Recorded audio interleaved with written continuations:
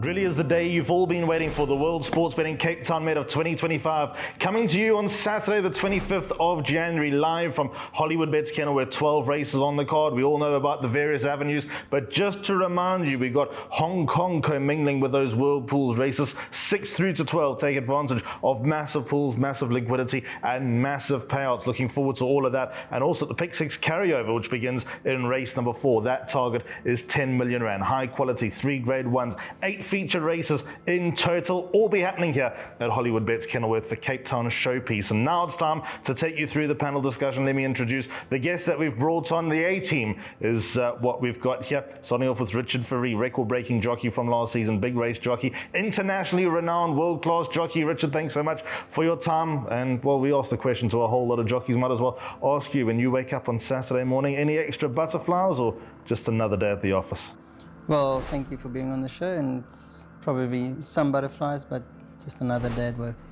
Brandon Bailey is back here as well. He'll be giving us his expert knowledge. 12 races on the card. You really get up with a little bit of spring in your step for days like this, don't you? Absolutely, Ali. Look, we love the game. Great to be alongside two gentlemen of the sport. And had you asked me 2 years ago, would I be on the same panel as Robert Bloomberg? Answer would have been a hard no, because obviously we're at different parts of the country and we'd hardly spoken. But he's been very welcoming and trying to make my stay in Cape Town as easy as it's been. So good to be with Richard and with Robert. Thank you. To be fair, 48 hours ago, Richard Fourie and Robert Bloomberg weren't going to be on the same panel. But here we are with Robert Bloomberg as well. Welcome back. What's your greatest memory, Robert? Firstly, Ali, just to say it's a pleasure to be on with such an elitist panel. Yourself, of course, as the former voice of Dubai and the head of the leading presenting team in South Africa. Of course, it's an honor and a privilege. Not sure where I last heard those words being used, to be on the show with Liffey Bailey. I'm glad that, unlike with Justin Vermaak, I didn't chase him away, pardon the expression. And then, of course, to have the input and expertise of our champion jockey, my former client, Richard Fourie. Great pleasure to be on with all of you. What's your greatest memory?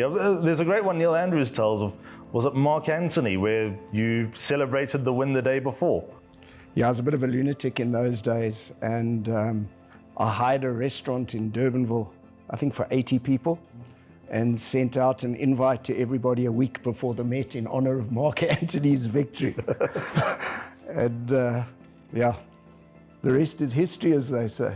Brilliant stories. Well, hopefully we'll create another memorable chapter through this 12 race card. Don't forget to like and subscribe. A lot going on, perfectly placed interviews, as mentioned, Hong Kong commingling, and all going on with the sale not too far away either. Let's get stuck into race number 1 on the card, the Heineken Summer Juvenile Stakes. This is a listed feature over 1100 meters, obviously an earlier start. 10 to 12 is when it all gets underway. This will kick off the first of the exotics as well at Hollywood Bets Kenilworth, this being the start of jackpot number 1. Brandon, just a quick run through the market. How are they looking? So Claire de Lune's your favorite, Alistair, at 28 to 10. The one Wild Green at 6 to 1 with the 8 Parental Gardens. Call of the Crew number 11 at 7 to 1, and after that you're getting 9s and better. Okay, I'm going to kick off here with Richard. You run number 2, Instaworthy, obviously retained jockey from Ridgemont, so natural where you would have gone. You would have ridden in that race because you rode the runner-up Silver City, who's back here as well. I've seen 2 winners in the Juvenile Stakes and PE, both owned by Ridgemont, that look the goods, and PE horses have a good record in this race, Richie. Yeah, I believe so. Obviously, it was over 800 meters. Really stepping it up now to come to Cape Town with the juveniles that are on foot at the moment and busy running. So it's a tricky race, but let's see if we can guide each other here. Robert, you have a share in number 6, She's My World, who put up a lovely debut behind Parental Gardens. How do you read the opener? Yeah, Ali, what's interesting is that you'll remember, not last year, but from prior to that, the conditions are very different, and basically 2 out of every 3 years this race was won by maiden fillies carrying 51.5. Now the conditions are fixed, where the colts and geldings have 60 and the fillies have 57.5. So for example, with She's My World, she was beaten by Richard on Parental Guidance on debut, the only filly against the colts, but she meets Parental Guidance on identical terms. There are no penalties, and we know that juveniles as a rule battle to concede weight.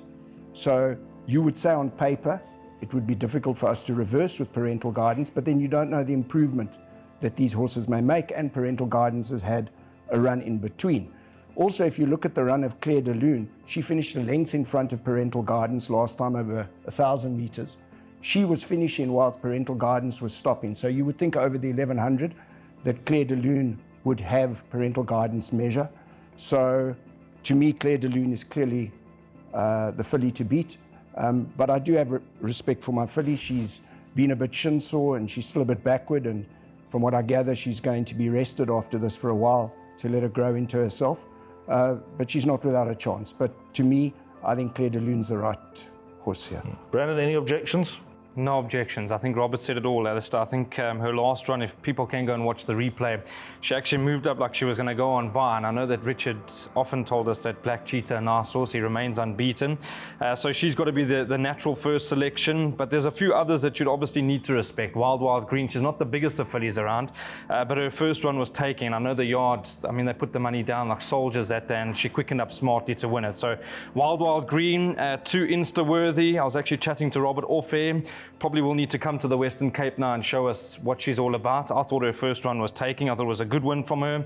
And then Robert's filly number 6, She's My World's got to be respected. Had she been in the fillies race that day, she goes on to win, Alistair. So, and then Parental Gardens, Richard can tell us a bit more. I mean, he's ridden him first time out, and I spoke to him after the race and he said to me, listen, he's a nice horse, we need to follow him. I'm hoping that they give him a bit of a chance this time, Alistair, because last time he was a bit free up in front, and if you watch the race closely, he was actually running out looking for a bit of company, and then when got up sides Black Cheetah, even though beaten by Claire de Lune, I thought it was a nice enough run. So, Alistair, not the race I'm going to dive in as a punter. I think you'd be foolish in these juvenile races to put your head down. But if you said to me, I do want to have a bet, I'll go Claire de Lune. Okay, so Claire de Lune for Robert and for Brandon. Just a quick word, Richie. I mean, obviously you've ridden Silver City, you've ridden Parental Guidance as well. As mentioned, obliged to ride number 2, Insta-worthy, who's got to be a live chance. Any direction, any hints from your side? Well, Wild Green galloped with her. The gallop was smart, definitely a top horse to include. Open race, you never know with what improvement has happened at home. Yeah, I'd be sparingly if I was a punter in this race. Okay, and also just a little bit of info. Number 5, Churchillian's a full brother to Master Archie, Computer Form Sprint winner of a few years ago, and he galloped here at Hollywood Bets Kenilworth at the Breakfast Gallops in January and put up good work. Where that fits him in, who knows, but genetically he makes some appeal. Let's go on to race number 2 now. This is the first leg of the first buy pot. The Main Chance Farms Mallorca Stakes, the first of the Grade 1, 1,600 meters is the distance, 25 past 12 is off time, and Richard Justin Snaith has gone on record saying this has almost been a bit of a revenge tour for Double Grand Slam, and boy, she got revenge not once, but then winning her much deserved Grade 1, the Cartier Paddock Stakes. For me, she hit the line with a lot of authority. I thought maybe there might be a chance that he'd supplement her into the World Sports Betting Cape Town Met, but here we are, red hot favourites in the Mallorca Stakes. Can you put anyone off? Yeah, look, going the Met's a bit of a stretch. I thought the Paddock Stakes was a stretch, but she did everything good. This race is right up her alley, but I will respect the 3-year-old. She's flashy at home, walks well, looks at everything in a good demeanour, so I will respect her. Okay, is Double Grand Slam your best ride of the day? Probably one of my top 3, yeah. Okay, we'll try to get the other 2 in just a moment. There's a little bit of confidence. Would you bank her in the first leg of the bar pot, Brandon? I can tell you the betting's got Double Grand Slam 11-10, Fatal Flawed 18-10, and after that you're getting double figures about the rest. So, Alistair, I'm big on this filly. I know I've played to beat her in her last 2 starts, not listening to Richard. He did say I'm coming. Keep doing that. No, I'm going with you this time, Richie. I'm supremely confident. Since she got beaten at Hollywood Bets Durbanville, she didn't take that well. Richard made well documented that she didn't take it well. So the way she quickened last time, Alistair, was super impressive. I mean, she's getting better and better, it looks like, with age. I know she's got to give weight away to number 7, Fatal Flaw, but I'm not too concerned. Short and sweet from my end, I still think 11-10 is a good price. I think Brandon's analogy of Double Grand Slam is getting better and better. Robert is probably spot on. She was very good here last summer. She was even better during the KZN winter, and now it really looks like she's filled those boots, hasn't she? Yeah, she has, Ali, and Richard's got an amazing record on her. He's ridden her 9 times for 5 wins in 4 places. And she's obviously the filly to beat. As we progress along the card, you will see that there are many horses from Snaith Racing that I like on the day. I see them having anything from between 3 and even as much as 7 winners on the day. That's how strong I think they are. But having said that, and whilst I think doubles Grand Slam is clearly the horse to beat, I've got massive respect for Fatal Flaw. You know, she won Phillies Guineas, drawn 13 out of 13. She'll obviously go to the front again, and she gets a full weight for age allowance. She gets the 5 kgs, and you can't discount her. So to me, it's a tough call. And then, of course, Raskova. You know, it's quite interesting that double Grand Slam and Raskova have met 10 times in the past, and the score's only 6-4 to double Grand Slam. Raskova over the mile, probably her preferred trip. You know, she's not without a chance. But having said that, it does look like a match in 2. Let's continue on to race number 3 now. The Soho Sun Summer Fling Stakes, a grade 3 over 2,000 metres. Start of the place accumulator. 1 o'clock is when it gets underway. Of course, scratched as number 8, Lady Springfield. So the time of recording, we're down to a field of 10. Brandon, just a quick look at the betting before we go to Robert for his opinion first. So Sadki's the favourite, 7-2. The 7 Rainbow Lorikeet at 9-2. The 1 Gimme That Pearl at 11-2 with number 3 Time for Love. 7-1 the pair Fatal Gem and Joy and Peace, and then 8-1 Indian Ocean. Lovely to have Mano Pandaram all the way in the Western Cape with a runner form of Indian Ocean. That's 8-1, and then you're getting 14s and better, Al. Quite a trappy little race, this, Robert. How do you read it? I'm going to start off with you. Sarki, pound for pound, the best horse of the racer for 116, but she's had a pretty sort of off-colour summer, hasn't she? Yeah, Ali, look, to me, we know that Sarki on her best form can win a race like this, but I think she's a false favourite here. I'm passing her by. Her last 2 runs, I think most of us thought she was a certainty when she ran last of 5 behind Rainbow Lorikeet. And on her last run, she finished behind both Rainbow Lorikeet and Gold Poker Game. So I'm going to give her a pass. To me, I've narrowed it down to 3 horses. I think that Candice Bass-Robinson has a really strong hand here. I think it's a clever move that with Rainbow Lorikeet, they went for this race in preference to the Mallorca. And she's clearly a filly on the upgrade. But what's quite interesting, and I think you said she's 9-2, Brandon. That's correct. I think that's a pretty fair price. I reckon she'll probably start favourite and will shorten a bit. But if you like her, then the value in the race is undoubtedly Gold Poker Game. I think she's around about 14-1. 14-1. She's been 20-1 previously. She has met Rainbow Lorikeet at her last 4 starts. There's has been less than 3 lengths between them on all 4 occasions. And Gold Poker Game is £13. If you go back to its 4th last run, it's £13 better off with Rainbow Lorikeet for a length and a quarter, £12 for 2.8 lengths, £5 for 1.35 lengths, and £5 for 2 lengths. So if you go on that, Gold Poker Game is strictly on paper, has got Rainbow Lorikeet beat on 4 consecutive runs. This trip is more up her alley, and I think she represents fantastic value at 14-1, and think she'll probably start half those odds.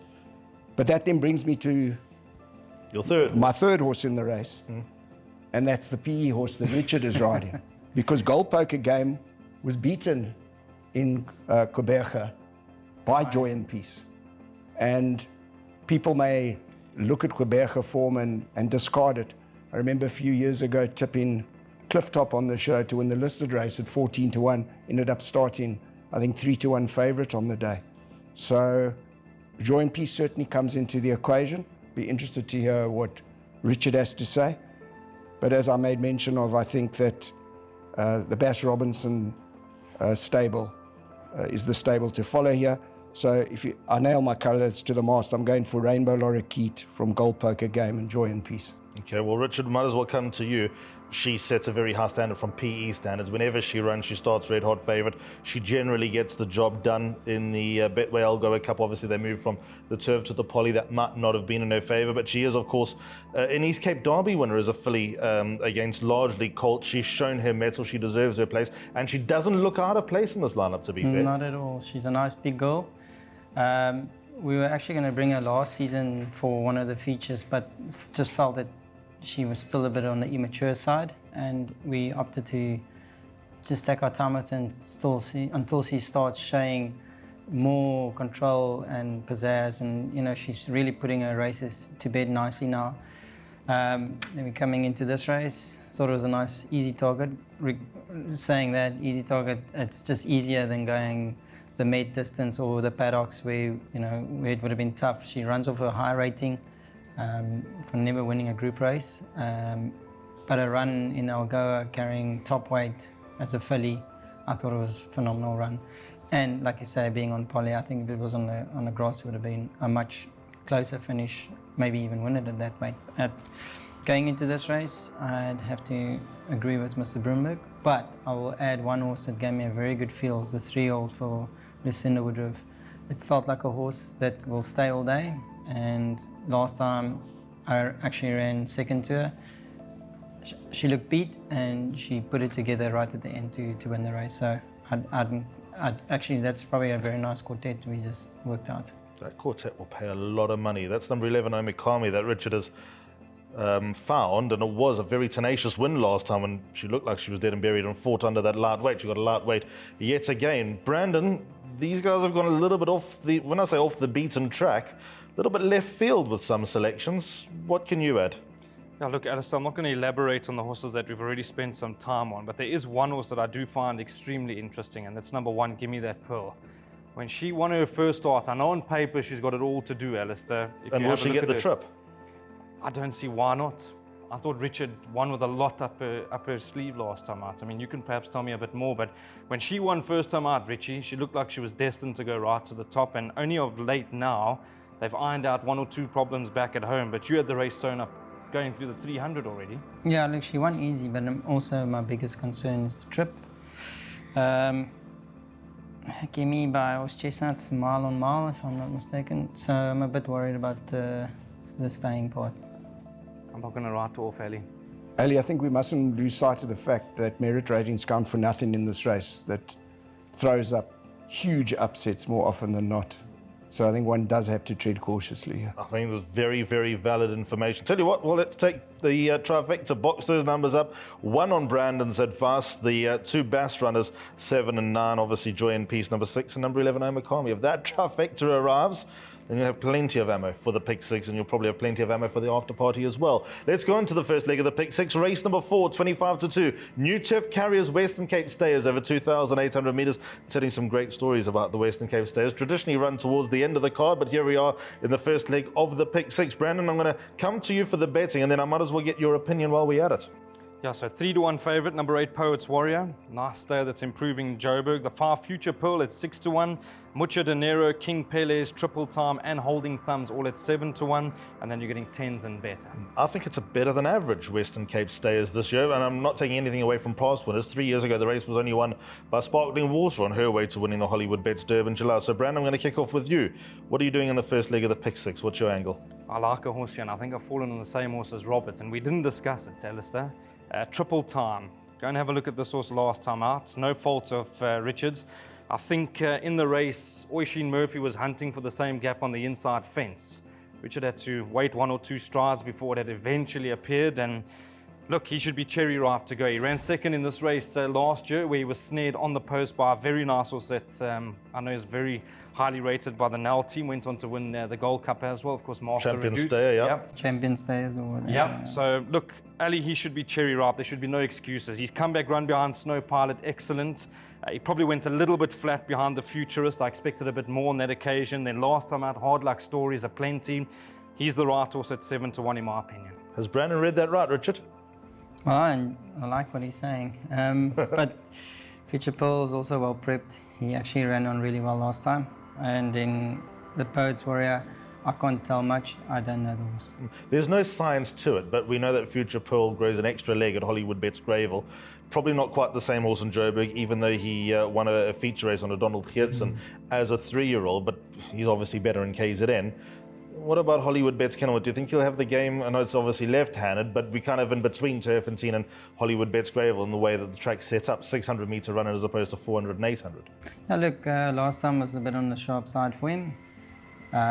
Didn't have the speed early, but I thought I was going to run dead last, and he actually turned on the engines and he started moving up. I know they were clear away from him, but he was heating the line running. So with the extra trip, I definitely respect him. Yeah, I wouldn't be prepared to rule them out. Robert, are you and Brandon on the same horse, number 7, Triple Time? Yeah, let me deal with Poet's Warrior first. I'm a big fan of Poet's Warriors. I love horses that go to the front and just absolutely grind away and force the opposition into submission.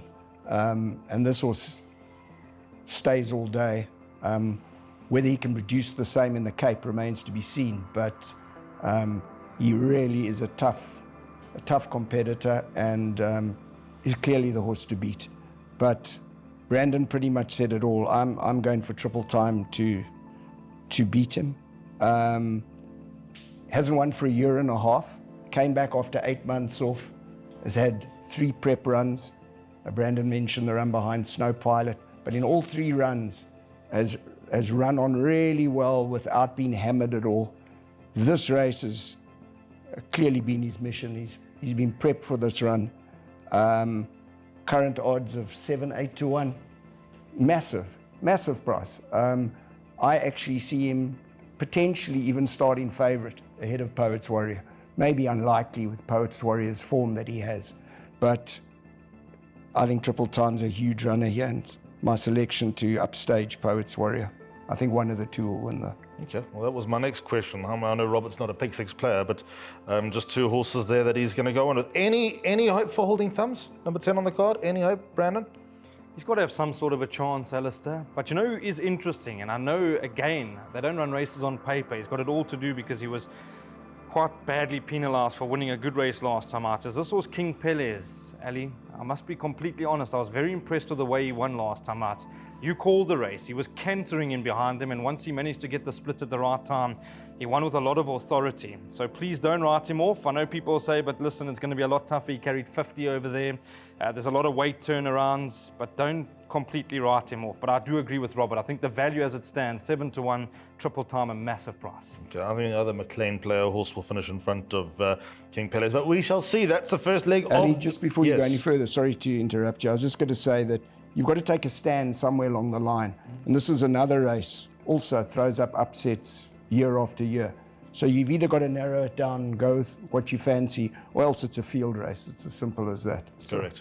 Okay, let's go on to race number 5 now. This is the Wings Class 3 over 1,400 meters, and race gets underway at 10 past 2. It's the start of the second jackpot, and this we need a little bit of help for, because obviously not being a feature races and a lot of up and down form, horses that shown a lot of promise that might not have gone on with it are involved here. Robert, unfortunately I'm going to come straight to you, and what do you make of race number 5? You of course do have a share in number 6, the Grey King, who can do just about anything. Yeah, you never know what to expect from the Grey King, Ali. I've only got a very small share in the horse. I shouldn't be saying this, and Richard's riding the horse, but I'm hoping it doesn't win.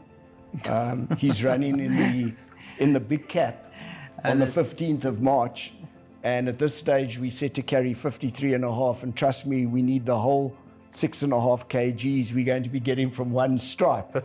So I'd hate to see him get a penalty here. For obvious reasons, but I say that all tongue in cheek. I do think though that Solomon Seal has probably got the Grey King's measure here from pole position. Was touched off last time and is a kg better off at the weights.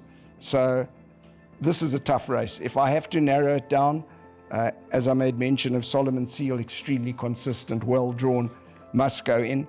I've got big respect for Let It Be Said. Smart form, nice 3-year-old on the upgrade. And then, of course, Captain West got a big weight, but considerably down in class. Last 2 runs, last time in a Group 2, the time before in a Group 3. So those would be my top 3 choices in a wide open event. Yep, lots of a chance of that, there's no doubt. I'll come to Richard in a moment. Brandon, quick look at the market and your opinion for race 5. Well, you're getting 5 to 1, number 7, Captain West, 6, the Grey King at 11 to 2, the 1, Solomon Seal at 6 to 1, 15 to 2, the pair, Let It Be Said, Song to the Moon, then it's 8 about the 4, Makazole, who galloped here at our breakfast morning, good gallop at that, 9 to 1, the 2, Lightning Glow, and it's 12s and better those. Alistair, a lot hinges on the fact where this horse is in terms of preparation, Captain West, because he's a very smart horse. In fact, he was one of your top 3 to follow, I think. He was. In the Western Cape. He's been crying to be gelded. I know I did speak to Cabello after that last run over 1,600 meters on the 23rd of November. That was in the Cape Hunters Cup. And he said, listen, he's a very nice horse. He gives me a good feel, but they need to cut him because he almost is not using himself. He's just too heavy. So, Alistair, a lot hinges on the fact where they are in terms of preparation with this individual. He'll be a big runner. He's run against some of the best, I mean, if not the best 3-year-old in the country, being one stripe. So he's going to be my first selection, and then second selection to chase him home will be number 1, Solomon Seal. What you see on paper is what you're going to get from him. Good draw, there'll be no excuses. He's a lovely looking individual as well, and he's consistent. So those two to fight it out. But pick sixes, you're going to have to go wide. Yeah, well, Richard, I'm going to come to you because sadly you've got to almost seal the deal here. And how hard was it to come down on one particular horse to ride in this race? Obviously, considering you can never do 52 and Let It Be Said and Song to the Moon, probably more effective over slightly further. But still, you got number 6, the Grey King. Did you have quite a few options in this race? Not really. I was quite happy with the Grey King. Obviously, I've been a frequent rider of Song to the Moon, but I just feel that the Grey King at this current moment is a lot stronger, a lot more mature and better prepped. Like you say, also the 1400 could be a touch on the sharp side. If he was drawn good, I'd say Song to the Moon has a chance, but I'm very, very pleased with what this horse is doing at home at the moment, so it's all systems go. Is there any horse that we've left out that maybe deserves a mention? Horse like Makazole, obviously you've not ridden at before. 60.5 kilos, I've ridden him a lot of track, and he's also quite athletic looking. He runs over 4 draw. And make him one of those lurkers on the day. Okay, it's probably a race that you need to go wide. The second leg of the pick six, the first leg of the first jackpot. Loads in there with chances, and also don't be afraid to perhaps put 1 or 2 others in that might tickle your fancy. Let's go on to race number 6 now. It's the SABC Olympic Dual Stakes, a listed feature over 1,200 meters. 2:45 is off time. This will be the start of the Hong Kong commingling field of 16 to face the starter. Brandon, first things first, betting. Well, you're getting 7-1 the trio at the top of the betting board. Summer Lily, Kyle Army Girl, and Candy Town. Then it's 8-1 Berry's Boogie, 9-1 Nordic Quest, and after that you can write your price about the rest. Richard, first and foremost, let's come to you. Number 3, Southern Skies. You get a tune out of her. Is she at this level? Well, she's run in black type races and not too far off them. She's got a lovely galloping weight, good draw. Make a decent runner on the day. How long is your short list though? It must be quite a few. Well, in this race, the horse I actually wanted to ride Marinia, Mon Petit Cherie, but I'm very pleased with this filly as well. Robert, let me come to you. Field of 16, how many horses have winning chances? I'd like to ask Richard first, though, could you have ridden Summer Lily? Yeah, I could have. So Summer Lily's actually my pick in the race. In again, a very tricky race. I know, Ali, you like a bit of Symphony in White, but I think she's got her measure. She beat Symphony in White by 0.35 of a length last time and is as much as 3.5 kgs better off as well. She's 3 kgs better off for half a length with Candy Town, who's absolutely blitz. She's probably better over 1,000, but she did win a 12.50 at Durbanville. So, and the thing is, in a 1,200, with these horses that are quick, you can often get away from the field more easily than you can in 1,000 when they sort of sit the first little bit. So I do respect Candy Town, but I think that Summer Lily is clearly the horse to beat. I think that she will shorten, but the other horse that I also think is currently quite a big price is My Sensation. What price is she? You're getting 13-1. That's a massive price. Can never start that price. She's a filly clearly on the upgrade. She would ultimately in time prefer more ground. But I thought her last run was pretty eye-catching. I heard Richie on TV that day labeling the Indian runner that he ran second on, and he was traveling really comfortably. She won a good race. 52.5 only on her back. She's a big runner. If I have to stick my neck out again, Summer Lily from My Sensation and Candy Town, that's my top 3. Okay, Brandon, interesting about My Sensation is that she looks like she's got the style to go 1,400 meters a mile, maybe even further, but she's been seriously effective in the sprints. How do you read it? That's my top selection, Alistair. Tremendous value. At this sort of price, 52.5 on her back, It's almost like they hit the reset button with her last time out, because she was very disappointing the 2 runs before that. And had JP wanted to win by a bit further, he probably could have. She really knuckled down and won a good race. I was very happy with that performance. And I know the yard have always made mention that she's a very smart filly. They were very disappointed with her 2 runs, one over 14 and the other one being a mile. So Alistair, with no weight on her back, I don't think she'll be too far off them. 13-1, she'll be hitting the line hard, and there's quite a bit of speed in the race. I just want to go back to Summer Lily. She raced a lot closer to the speed than what she normally does last time out.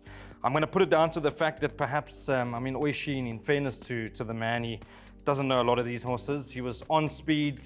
I think she's a lot better switched off, Summer Lily. Her best runs have been when she comes from stone, motherless, if I'm allowed to use that term. But yeah, I think she's a big runner. Alistair, Grant will switch her off and she'll be coming at them late. You can see Candy Town going to the front. That's what she does best, and she'll be the horse that they all need to fetch. But the 2 horses, Summer Lily and the other one being My Sensation, big prices, my each way play in, again, a wide open race. And, Robert, yes? sorry, Summer Lily also couldn't get a run last time. She was held up between horses. Go watch the replay. Okay. Well, He also make came us a value, past the Richie. line. 8-1's a decent price. Oh, that's fair. I think we know 2 fillies that will shorten in the betting. Summer Lily and My Sensation. we're gonna shorten them. best one. No, I unapologetically like number 16, Symphony. And while I do have respect for all the horses that have got to mention, Candy Town, My Sensation, they'll naturally go in after this. Number 8, Summer Lily, very much gets included into the exotics as well. But I just like what I've seen from Symphony and White. She obviously wasn't ready for the mile, her penultimate start, where, funny enough, she finished in front of My Sensation. I thought last time, again, like Brandon was saying, with Summer Lily placed a little bit too close to the pace. I think Raymond Danielson will get on very well with her. I think that she's upwardly mobile. I think she's capable of improving. She obviously went down to KZN, one of the only 3 horses of Candice Bass Robinson's to go down for champion season. And I think number 16, Symphony and White, has the credentials to run a huge race in the SABC Olympic Duel. Right, let's go on to the second of the grade 1s on the day, the Hong Kong Jockey Club Whirlpool Cape Flying Championship, over 1,000 meters.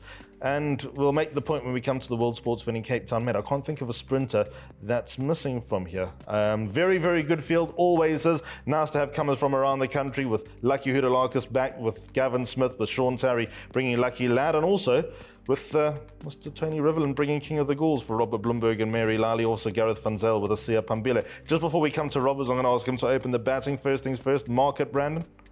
So Dyson, Give Me a Prince, at 15-4. Then Lucky Lads at 13-2 with Asia Pambili. In fact, that's found the support, Asia Pambili. She was a lot bigger price in the anti-post market.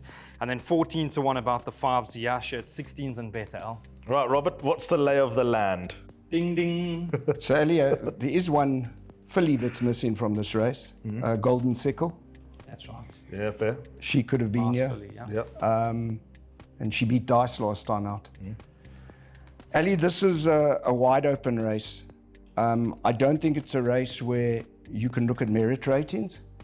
I say that because you've got to look at, the distances It's 5 furlongs, yeah. that the horses acquired their merit ratings over. Half this field are not a 1,000-meter sprinter, specialists. They're better over 1,200, albeit that they may be top horses. And then you've got to look at when that merit rating was acquired, how long ago. So I'm not concerned about the fact that King of the Gauls is madly under sufferance here. He's a 5 furlong expert. He really is. I think people have got short memories. They must go and watch the Umgeni again when he won from a 14 draw at last race, Grable. yeah. There are not many people or many horses that can do that. I think everybody's been very impressed with Greater X, and Greater X's penultimate win, when Pistol Pete ran second, beaten I think a length and a quarter. Pistol Pete gave 9.5 kilos to Greater X. In the Umgeni, King of the Gauls gave 4 kgs to Pistol Pete and beat it over 6 lengths. So that gives you some kind of indication. The pace of the race, I think there are a couple of horses that are going to be out there firing. You've got Cruise Control, drawn up towards the inside. You've got Ziyasha. You've got Cafe Culture, albeit that he hasn't run over 5 furlong, but he's plenty quick. And of course, you've got King of the Gauls. And then you've got to look at the horses that'll be running on, trying to grab these horses up front. Almost the big 3, Lucky Lad, Dyson, Give Me a Prince. and of course questioning as well. He was also better over 1,200 meters.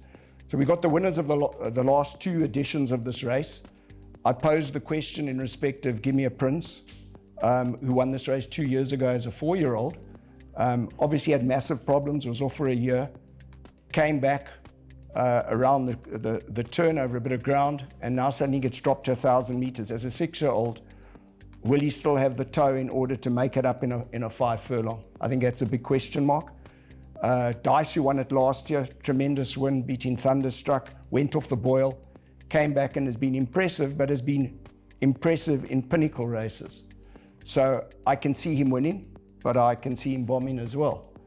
I just think that also if you look at the merchants, that form line is very suspect. The draw bias that day was immense. You just have to look at the Bantry Bay, where Mo Capitano beat Outlaw King by 3 lengths, and Mo Capitano was the first horse to finish on the outside, beaten 7 lengths. So you have a 10-length reversal, which immediately makes you ask questions. For those people that didn't see the race, King of the Gauls stumbled really badly, just about buried his head in the turf. I think it was an act of complete mastery and jockeyship by Richie that he wasn't catapulted over the top. He can tell you more about it. He had to actually let go of the reins. And that was pretty much his race run. We had a few setbacks before we came to Cape Town. He missed all his prep runs. He stood on a shoe on the track, developed an abscess. He was out of work for 3 weeks. And following thereon, he ended up having some allergic reaction that the vets never got to the bottom, where his legs were stacking, and which happened again just after he arrived at Cape Town. So he had no prep leading into the Merchants. Richard galloped him twice. And Richard has always said, and I don't know if he's changed his mind because he changed rides at the last minute, and we won't go down that road, but he always thought he was a big runner, and this race was always going to be his mission. I can tell you, he's absolutely flying at home. Luke Coleman's been riding him in all his work. The horse has come seriously well. He looks $1 million, and honestly, he's no 25 to 1 shot. Absolutely not. But this race is very wide open. I can't tell you about the draw because I don't know what's going to map out on the day. Is the Southeaster going to blow? I mean, I remember many a Cape Flying Championship and the Merchants be won by Anton Marcus, drawn hard up on the outside. Dynamite Lady, Schlavine, who knows what's going to happen. We'll probably filter towards the middle slightly. There's no ways we're going all the way to the inside. That's just be absolute lunacy. So the cards have been dealt to us. It is what it is. I'm hoping for the best. Who is the horse to beat though? If you had a number 1 choice, sort of taking King of the Gauls out of the conversation, who do you think is the right one? No, look, the horse to beat is clearly Dice. Okay. I mean, you've just got to look at the weights. And as I say, obviously, Gimme a Prince, but I've got reservations being dropped back to 5 furlong. 6-year-old, 15 starts, he's got problems. Yeah. So to me, Dice the horse to beat. But you can make a case for It's a good field. nearly every runner in this race. I'll get Richard. I will say, sorry, I just want to add, I don't like Lucky Lad over 1,000 meters. And I'm not trying to be clever here. I agree. I don't like Asia Pambile. I think Richard's made the wrong choice. I know she won 1,000 at a penultimate start, but she's beaten fillies. She's won 2 fillies races, beating Candytown and Rockapina. This is a massive step up. I know he's got a target to aim at because he's drawn next to me. But and maybe he'll prove me wrong. Richie's proved me wrong many times before. But, you know, it's a game of opinions, and I can only call it the way I see it. Richard, well, let me come to you, and I'm going to ask you your opinion in just a moment about all the rides that you could have had and why you want to see a Pambile, whatever the case may be. But I think we know that the Grendel Cape Merchants, the inside was favoured. The last few meetings, and this also goes around the turn, we saw Louis win the final race on Saturday towards the inside after everyone came towards the outside earlier on in the day. It looks like down the straight you got more than half a chance running in a straight line. Do you feel everything's good to go at the moment here at Hollywood Bets Kenilworth as far as track is concerned? Like the last time Cape Merchants, obviously it was 18 horse field, and for some reason it definitely felt like the inside was far more superior. I still remember going through the 500 and we were almost a length or two in front of the guys on the inside, and it was a matter of like 10 strides. They were 5 lengths ahead of us already. So the track's definitely holding on the outside that day, and very biased. And from like now recent times, I thought the middle, if you can get a third of the way from the inside rail, you're back in a safe sort of space. Okay, now, how do you read this race? You've got Asiya Pambili, who's obviously had a very good Cape summer, and you've stuck with her here when you could have ridden King of the Gauls, you could have ridden Lucky Lad, Cafe Culture, you know very well indeed as well. Ziyasha, you've ridden before. Just having a look at your record, I mean, these are all horses who have a big chance. How comfortable are you going into this Cape flying? Well, I'd be a lot more comfortable if I was riding King of the Gauls. Because I know the mission was this race and he was going to get prepped. So that's the fact that we put in the gallops. You know, even though the race didn't work out his last time, but it was a good stepping stone to get into this race. I firmly believe in King of the Gauls. I think he's a very, very good 5-furlong horse. The 6 would have just brought him on along. The fact he was drawn on the outside, that's why you see the value at 25-1 today, well, into this meeting. If you look at the horse's dice, he's still got to travel. He's an older horse. He's been winning pinnacles. He's had a good prep. And one thing that we know is Mr. Lelakis can travel a horse. The horse from Quebec, Cruise Control's fast. Blitz Lightning, yeah. He was a winner the other day until the last 15. He lay down and I managed to grab him again. And he ran a half a length off in the Group 1 at Scottsville over 6 furlongs. So I'm going with the horses here that are pure speed. The horses that can really do a 5, a hard 5, and can still sustain. I think those are the horses that will win.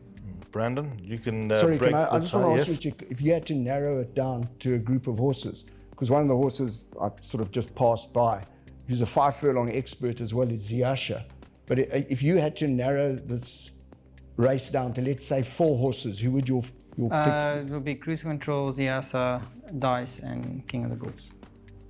Because they're real speedsters. Very, very interesting. Brandon, you can break the tie. And I'd argue that Dice has had a better preparation this year than he'd had last year when he won. I mean, let's obviously not lose sight of the fact that Vunga Vunga was scratched at the start rather, but Dice was still full value for that win. He's coming here with a very, very good prep, and you've always liked it from day one in Joburg, but where are you going in this grade 1? Oh, it's a nightmare, Alistair. But it's a good nightmare. It is a good nightmare. It's going to be one of the better races to watch for the racing purists. But I must go back to Dice. Pierre Stradham's often made mention to the fact that it depends what Dice comes out of the machine, because he can be a half a length to a length slow into stride, and from there he's on the back foot early. And we know 1,000 meters here at Hollywood Bets Kenilworth, you don't want to be giving them that sort of start. So Ali, listen, if he comes out and he pings the gates, he's naturally going to be the horse that they're all going to have to beat. I mean, he's a very good sprinter. We know Lucky knows how to get these horses ready for these sort of races. So he's going to be one of my top selections. We've spent a large part of time talking about Gimme a Prince. Interesting that he's now back to where his best form had actually come earlier on. He's a very smart horse, Gimme a Prince, and you can correct me if I'm wrong. He moved up like he was going to win the King's Place. Jeez, I thought he was going to. On that inside fence. I mean, he idled up to them. So interesting that they brought him back to his, I'm going to say his best trip. Probably being a 1200 would have been ideal for him. But 1,000 meters, he'll be finishing hard. And then interesting, I'm going to look past a large majority of all the favourites here, Alistair. Can we write off Sergey? 1,000 meters, Yes. not for me. Yes. Can we write him off? Yes. 1,000 meters. No. Diadem. I see they've put cheek pieces on. That's not going to help. I Let's think not we'll talk about the Diadem, how strong that race is getting. It's going to be proper this year. It's backing up. Yeah, that's an interesting race. Richard's Ali. going to have a nice decision to make in the Diadem. Lucky Lad comes back into the equation. Yeah, If I can 100%. get the ride.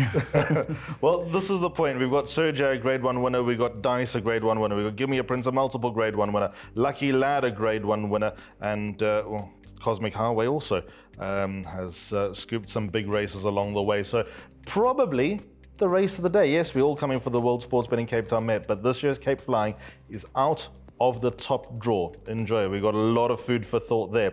Let's now go on to the big one. This, of course, is the 2025 World Sports Betting Cape Town Met for a stake of 5 million rand. 2,000 meters is the distance. 4:05 is race time. Of course, we are without Green with Envy number 9, who has been scratched. But overall, and I said it on air on Saturday, a lot of people run around just before a reveal of the Hollywood Bets Durban, July, the World Sports Betting Cape Town Met, Betway Summer Cup, Gold Cup, whatever the case may be. All these marquee races, it's not that strong. I'm of the opinion, One Stripe was never going to go for the World Sports Betting Cape Town Met, but maybe bar Royal Victory and Purple Picture, who's missing? It's a fantastic field. Come and see it for yourself. Brandon, first things first, the market. The man to the left of me is favourite to win it. Ali, 28-10 is the current price. This horse anti-post was 22-1, Ali. So whoever got the 22-1, obviously not knowing what his plan was, because I think the mission was always the Derby. But nonetheless, well done to the guys that did get that price. Number 3, Oriental Charm, 4-1. 12, See It Again, 7-1. And after that, you're getting 14s about number 1, Red Palace, as well as Future Swing, Montien, and the list goes on. Richard, straight to you. 3-year-old makes this race very, very interesting indeed. His run on the Hollywood Bets Cape Guineas was out of the top draw, chasing down One Stripe, who's obviously an excellent and right now superior 3-year-old, judging by his 2 grade 1s that he's reeled off. But we know the capabilities, we know the class of number 10, 8 on 18. How happy are you with him? I'm very happy. He's matured a lot. He's putting it together at home, and the gallops were good, and yeah, going in positively. When did this race become a reality? I think it's when One Stripe won the King's Play. Then the talk was out. But he was never a Guineas horse, even though, you know, I had to be a bit confident going into the race. I was always scared of One Stripe because of his capabilities. Knowing him from home, worked him a couple times, whereas this was always felt more of the classic horse. You know, when they came after the Langeman for the winter, they all went on holiday, came back, and I still said to Justin, he's a maturing horse. I said, Guinea's going to be tough to win, but I'm very confident in the Derby. And the nice thing is, the Met is a month before the Derby. There's ample time for him to recover. So going for this race is probably realistic, yeah. Can he win the Met? Of course he can. Who's your biggest danger or dangers? I didn't even look that far. Really? No. I came to, you know, for the draws, but I wasn't too worried what draw he was going to get. Very, very interesting comments indeed. Brandon, I'll come to you before I go to Robert. And obviously, 3-year-olds don't actually have a terrible record in this race. It was always, you know, sort of before Susanna had won. Well, Horse Chestnut was a freak of nature. Badger's Coast won it as a 3-year-old as well. But before that, they were almost sort of few and far between. But all of a sudden, I think the out-of-the-box thinking from trainers, when you got one that's good enough, that you think is good enough. I also think that Justin Snaith knows what he's doing. He's won it with 3-year-olds, and if this one ticks all the boxes, he'll throw him in the race. He won't just take a flyer with a horse like this. You know, it's not. That's the point. It's a calculated decision. It's not a flyer, Brandon. So how do you read it? Very interesting. We got that confidence from Richard. That's brilliant. 28-10 does look to be a good price now. Alistair, I've always thought, originally I was actually big, before 8 on 18 was put in the play. I'd spoken at length leading up into the race with Robert about Oriental Charm. I mean, we have to forgive him for his run over 1,600 meters in the Lomara King's Plate. It was never the ideal race for him. It was never the ideal trip for him. He may have just gone a little bit flat after that comeback run, being super impressive, I think, in the green points. So, look, he'll be at home over 2,000 meters. We know he's a tough individual, is Oriental Charm. He'll be on speed, he'll be grinding all the way to the line. So he's going to be one of my top selections still. And then the confidence now with 8 on 18. I mean, wow, he's going to be hard to beat. 54 on his back. Richard will navigate what looks to be a tricky draw. He'll be just off them, but he'll be hunting the line hard. So just the 2 horses for me. And then if I can, because we know the race doesn't only have a win bet available, a place on Future Swing, Alistair. He's currently trading at 16-1. He was mighty unlucky last time. I am of the opinion he should have won last time. Go and watch the race. Oisin Murphy found himself in a bit of trouble going through the 300. Him and Richard in the same place? Yeah, look, more so Oisin. He was very unlucky. This was Future Swing. And if we go back into his form lines, he was 6-1 to win the Hollywood Bets Durban July. He's a nice horse. Richard knows him very well as well. So top 4 finish for me, number 4 Future Swing, but match race Oriental Charm and 8 on 18 to fight it out. And Robert, we've had a number of Mets, and to be fair, the Cape Crawl is almost a word or a phrase that hasn't been used for a while. Guys are going a good pace here. This year we're likely to get a very good pace. It looks like we'll get something to work with. And I think that opens itself and allows itself to getting the right result, obviously. So are you happy with the 2 horses that, obviously Richard with 8 on 18, Brandon throwing Oriental Charm into the play? Is that where we draw the line? Well, let me deal with the pace first that you made mention of. I think there has to be a reasonable pace because Montien and Rascallion are both drawn out in the sticks. And they're going to have to go forward, and they're going to have to go a reasonable speed to get across from their draws. So I think the pace should be reasonable. They look like, I think Montien will go to the front, Rascallion probably second, Oriental Charm in the box, something along those lines. Leading up to the King's Plate, I was heavily in the camp of Oriental Charm. I really was, and I thought he was tremendous value. I know Green with Envy has been subsequently scratched, but I didn't like Green with Envy. And I was on record prior to the King's Plate saying that I couldn't have See It Again. I learned to my detriment years ago with a horse with African Lion that over ground you cannot do the 3 major racing jurisdictions. Once See It Again went for the Summer Cup, you can't do it. Coming here over ground, I couldn't have the horse. I still can't have the horse. And in fact, I wouldn't be surprised if he doesn't even make it to the post. I'm not trying to put, again, the mockers on him, but just not the way to go. So process of elimination at that point in time, I thought that Oriental Charm was the right horse. They run the King's Plate, and we know what happened with One Stripe. And I'm not renowned for my subtle messages. After the race, on the day I had a look, and 8 on 18 was 20 to 1. Couldn't believe it. 20 to 1 with Betway. I waded into the source. I thought, no, I'll take my chance. And I started sending some of my infamous messages to Jono and to Justin, saying if you don't run this horse in the Met, you're basically brain dead. And Justin has subsequently said to me, I'd look at Run For It, look at Double Superlative, mentioned that there was a 3rd colt. And I said, yes, and Oh Susanna. He said, that's a filly. I said, what's the difference? It's a 3-year-old. And as you made mention of, 3-year-olds have a reasonable record, but don't run too often. It's the same with the King's Plate. 3-year-olds have actually got a damn good record, but yet don't run very often. Get your full weight for age allowance here. We don't practice retrospective merit ratings here. An 8 on 18 is a 115. Got beaten a length and a quarter by One Stripe, who's a 131. So you could actually argue that potentially this horse should be a 128 and has got, 13 pounds in hand as such. This is not a strong field at all, and don't interpret that as meaning that the field is pathetically weak. There really isn't much else. What is there? Purple Picture that could have run here maybe, and Royal Victory. And Royal Victory.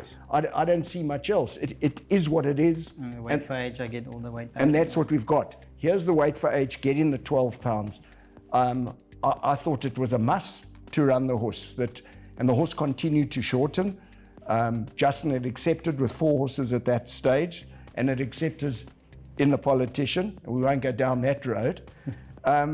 Then You're going to have to in a couple of minutes, by the way. well, yeah, a couple of weeks ago, whenever it was the last midweek meeting we were here, when you had the gallops in the morning, Justin said to me, your horse galloped poorly today. I said, what horse is that? He said, 8 on 18. You trying to force me into running the horse. If it was up to me, I'd scratch the horse. He said, in fact, its gallop was so good and it's so poor, and we'll get to the companion just now when we get to the Politician, that Richard has jumped ship again. He's now on another horse. But I take everything he says with a pinch of salt, because I asked Kurt Felix at the draw, did you see the gallop this morning? He said, yeah, Richard never moved on 8 on 18. So I said, well, that's good enough for me. In the meantime, prior to them accepting with the horse, it had shortened from 20 to 1 to 5 to 1 second favourite. And as we know, Green with Envy's been scratched and the horse is even shorter now. I'm heavily in the camp of 8 on 18. I think the horse is very hard to beat. I've gone slightly off Oriental Charm, although he remains my second choice and the only danger in the race, because I would have liked to have seen him, notwithstanding the fact that it was his second run back after a 5-month break. I would have liked to have seen him going forward in the Queen's Plate and not backwards in the closing stages. But Brett's a master trainer. I'm sure he'll freshen him up. He'll be a big runner on the day. I can't see past the 2 horses. Just quickly, from a top 4 sort of left field selection, who would you motivate at a bit of a price to get into the money? Montien. I think that horse's consistency is remarkable from 1,200 to 2,000 meters. And he is going to be up there. I'm surprised that Red Palace is in this race. I know a lot of people fancy Red Palace. If it was my horse, and bearing in mind that Andrews also owned Montien, I would have gone for the Mallorca. I would have thought she would have had a bigger chance then in trying to win a Group 1. So I don't know if this is the right race for her to run in. Okay, well, there's lots of food for thought.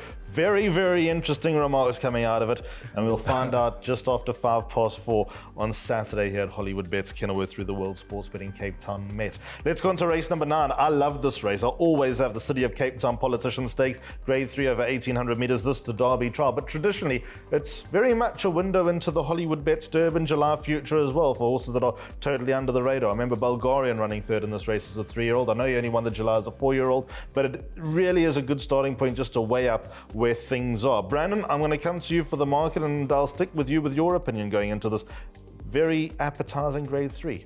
Yeah, you'll be licking your lips, Ali. Garrick's 5-1. That's the current price. About Garrick, 7 Wild Intent, the Joburg Raider, 11-2. The 12 Sail the Seas at 13-2.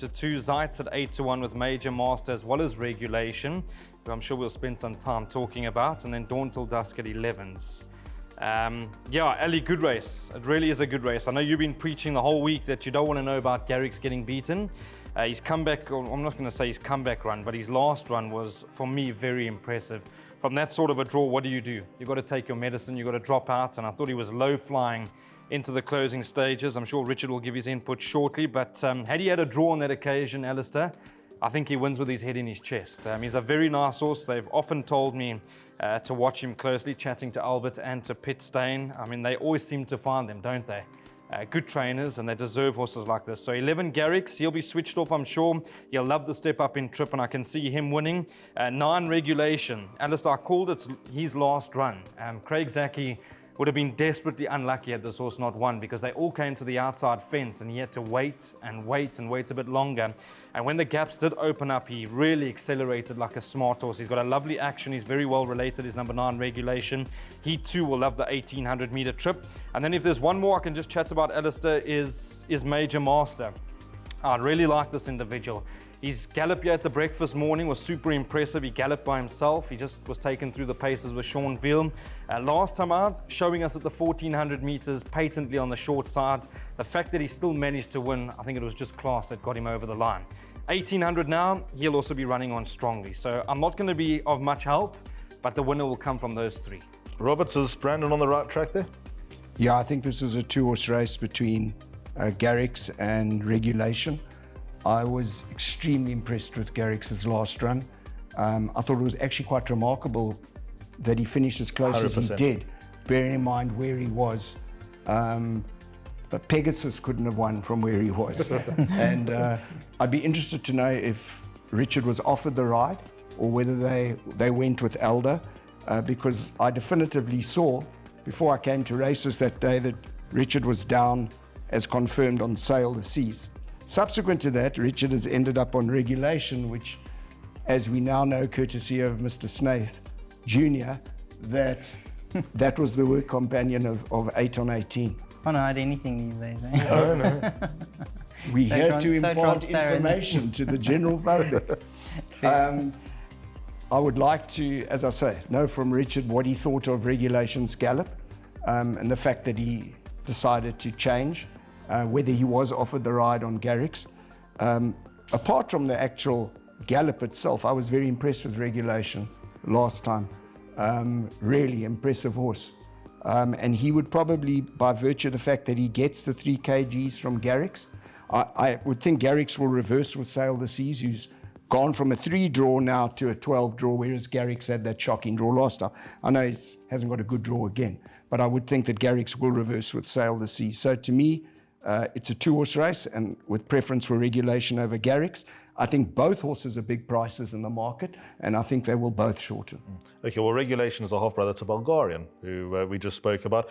Richard, first things first, could you have ridden Garrix, or was that always going to be Aldo's ride? Well, I always thought if it carries his weight, he'll ride it, and I'm not riding it in the Cape Derby. So Fair enough. I was offered, but I chose to keep myself available for Justin Snaith and the team, because they had a whole bunch of horses, and I didn't quite know what the plan would be with Garrix and where he's going to run. But I think I might have ended up on the right one, yeah. Just quickly, Garrix, I think he's a quality horse. Do you think he's a quality horse? Very nice horse. I think anything I can recommend, or which I have recommended, is he needs gelding. He's a big, strong individual, and I don't think his mind is quite focused on the job currently. And also drawn awkwardly again, definitely puts it against him. And with the weight sale of the season, I was on that until I realised the big weight swing with the horse like regulation. And the morning of the gallops, Louis Burke, which rides work for Snaith Racing, he weighs probably about 48 kilos, so he was going to be my work companion. But luckily for me, I had Craig Zaki in the jockey room, which he's ridden the horse to victory. And I opted to do a jockey switch at the gallops and let Craig ride him, because we pretty much closely weighted, and the gallop was good enough for me to pursue riding regulation. But not just because of the family ties with Bulgarian. Yeah. Okay. What price did you say regulation is at the moment? 8-1. I think it will probably stick around He'll there. start 7-2 now. Longer. I like the family. So very interesting. The guys talking up 2 horses regulation, and Garrix Brandon got a little bit of hope for number 8 Major Master as well. I think that's pretty much the argument settled there. Let's go on to race number 10, the Schweppes Class 4 over 1400 meters. Feature races all done, very important there, but we'll spend a little bit less time on these last 3 races. They do look very tricky indeed. Brandon, first things first, how does the market look? So Please Be True number 10 at 4-1, the 8 Kings Quest at 11-2, 3 Green Garnet at 13-2, and it's Tenzin Betal. Richard, kick off with you. Plenty winning chances. What do you think of number 10? Please Be True, your ride, and currently at the top of the boards. No, I've never won on him. Change the jockeys then. No, they never won on him either. He got a whole heaps of trouble last time out. I've been riding him in sprints. He was quite aggressive in the early stages, and he's really switched off and he's doing everything good at him. Definitely include him in all bets. Anything that catches your eye outside of that? Probably a whole heap of horses. Commanding, I thought, because of that run to Garrix, he ran second, and I've ridden him. He's a nice big horse. My Archangel just won his maiden, but he's a nice horse for my friends in Mauritius. Yeah, I think that would probably sum that up. Okay, so there's some horses just to run along with.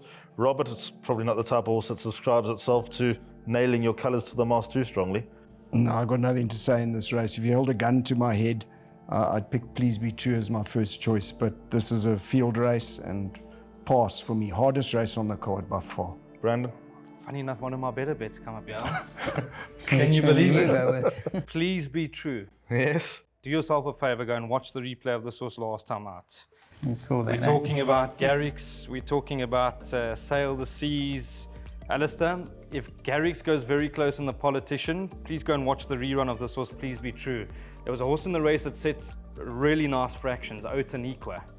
JP he had to take his medicine from that sort of a draw. He was on the rail, and this horse was going through them like a hot knife through butter. Unfortunately, Otaniqua was stopping, and he was forced to come up for 1 or 2 strides. He had to switch to the outside of Otaniqua on that occasion, and this horse hit the line full of running. I'm of the opinion 4-1 a great price. If Richard gets a bit of luck in running, he'll be very hard to beat. One horse from me, can't trust him, can't have a bet, put him into Trifecta's quartets, number 13, Iconic Destination. He had wind problems, he had all sorts of issues. Showed last time he's on the right track. I just put him into Trifectas and quartets, but no way I could have a bet. But there we go, just a handful of horses to consider and work around in the 10th. Right, so let's go on to race number 11, the World Sports Betting A Stakes. 1400 meters is the distance. 5 to 6 is off time. Good race this. Wouldn't look out of place if it had the word graded next to the title. Robert, I'll kick off with Brandon, then come to you. Brandon, quick look at the market. Snow Pilot must be right at the top here. 16 to 10, Alistair. That's the price about Snow Pilot. All out for 6, 15 to 2, 8 to 1 about Rapidash, and you're getting 10 to 1 and better. Robert, start with you. Snow Pilot, top of the boards, deep draw, Richard on board. Where are we at with him? Yeah, you've just got to look at the weights of this race and see how well handicapped Snow Pilot is. This is his optimum trip. The 1400 does have a big weight and a wide gate, but we know he's got gate speed. He's 9 pounds best in with his nearest rival. I say 9 because I don't count Billy Bowlegs. It's been off for a year. And he must be a massive runner. In regard to dangers, though, I do have the utmost respect, and I think he represents value at current odds with the Real Prince. He was very impressive when he won, and it's very unlike Dean to then have dropped him in trip and run him 11 days later. That's not his style. And he ran on like a train behind the Outlaw King. I think he's a really good horse. I think he's underassessed by the handicap, and he's going through the divisions. And I think he's the biggest danger to Snow Pilot. Others to consider, All Out for 6, quite a decent 3-year-old, you can't discount him. And I think Mu Capitana, even though they've been confining him to sprints up till now, I think this is a trip he's actually looking for. So I've got respect for him as well. If you go purely on paper, Snow Pilot should be the best bet on the card, but I'm not making him the best bet on the card based on my respect for the Real Prince, even though I think Snow Pilot should win. Brandon, I'll come to you. We'll work down the line before we go to Richard. Snow Pilot's the type of play that you generally come up with. He is obviously a Grade 1 winner, won the Hollywood Bets Cape Guineas as a 3-year-old. He was sensational at the start of the summer, maybe a little bit underwhelming on the Lombard Kings Plate, but his quality is there for everyone to see. Yeah, not much more I can add to Robert with regards to this race, Alistair. Look, there's going to be speed. We know that All Out for 6 is obviously going to kick up on the inside of Richard, who's going to have to go forward from that sort of a draw. So Richard's coming. Richard's coming. Yeah. Richard's coming. I'll be there. We just got to hope that they don't land up overdoing it. But it's ultimately the whole race, as you play it out in your head, is going to set up for a horse like number 11, the Real Prince, because we know Craig Zacky's always thought quite a bit of this individual. He'll be running on strongly at a hot pace, Alistair. So just the two horses, Snow Pilot and the Real Prince for me. Richard, from that draw, we know what you're going to do. There'd be no point changing anything. Where's he at? Which version of Snow Pilot are we going to get? In fact, probably shortchanging him. It wasn't a bad run the Lombard Kings Plate, was it? Well, he's aggressive. He sort of gets through the 1,000 meters and then he starts pulling. So 1400s, like Mr. Bloomberg says, probably his optimum distance. And just got to respect the Real Prince. So. You said at the start that you got 3 good rides. You've given us one, I assume 8 on 18s, another. Is this the third? Yeah, triple time. Ah. Okay. All right, so there we go. That's race number 11. Very nice race indeed. Let's just quickly go on to the 12th and last World Sports Betting Class 4 over 1,200 meters. Joey Soham has said on many panels, study 2 races hardest, the first and the last. The first to set up your day and the last in case you're having a bad day. Brandon, how are they betting? 6 to 1, number 9 Empire State, Karyaku's at 7 to 1 with the US of A, 9 to 1 Rougeroon, Cork Bay, Unbal D, and after that 10.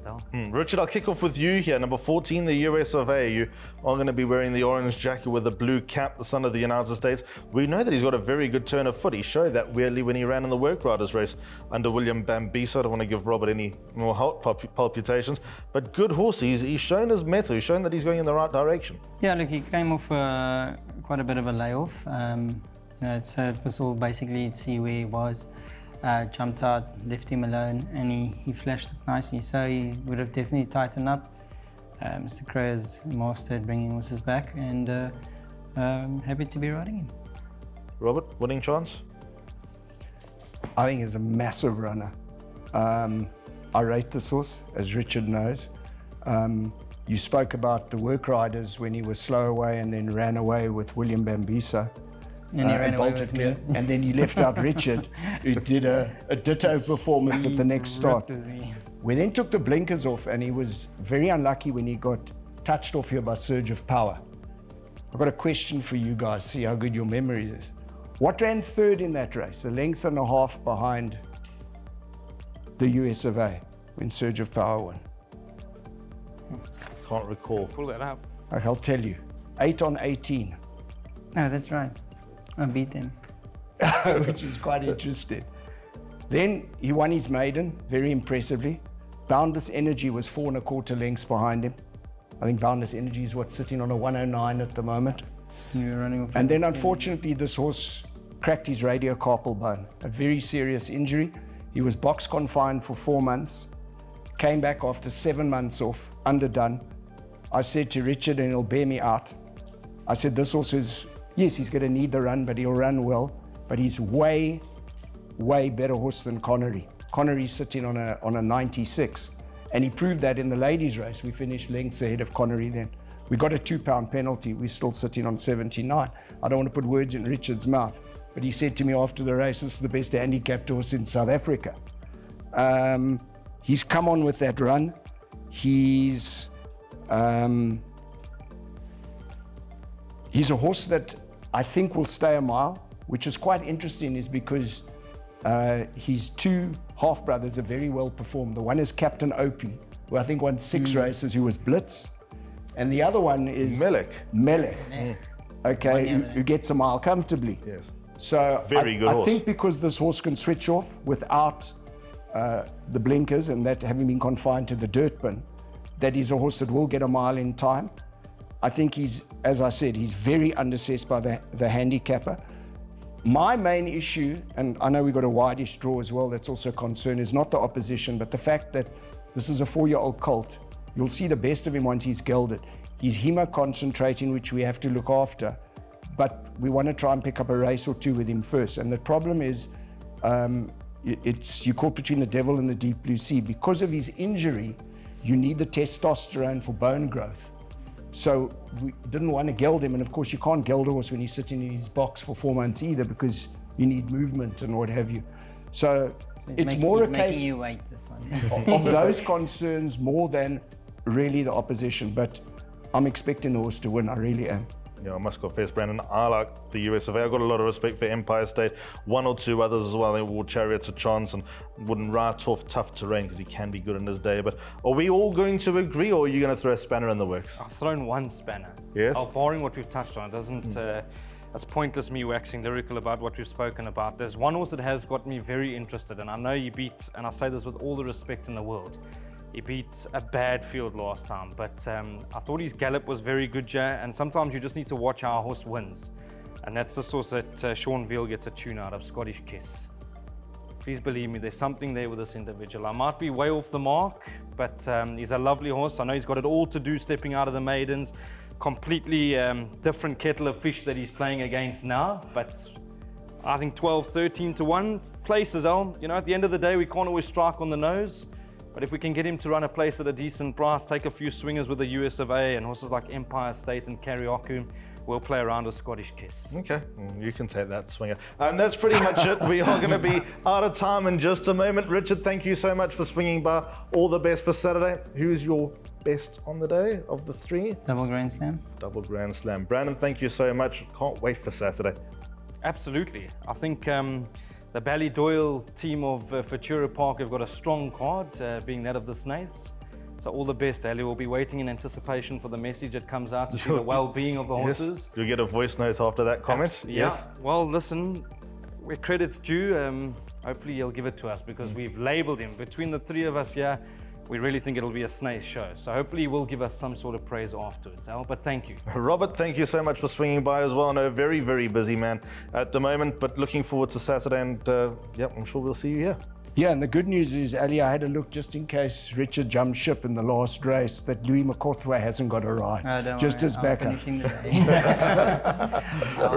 Brilliant. We've had a lot of fun over the last hour and a bit. I trust you have as well. I hope there are lots of winners your way, and I hope to see you here on Saturday the 25th of January at Hollywood Bets Kenilworth. Book your tickets on Quicket. There's so much to look forward to. It's a great Met, one of the marquee days on the world racing calendar, with whirlpools, pick 6 carryovers, and everything else that goes on with it. We'll see you here on Saturday. Goodbye.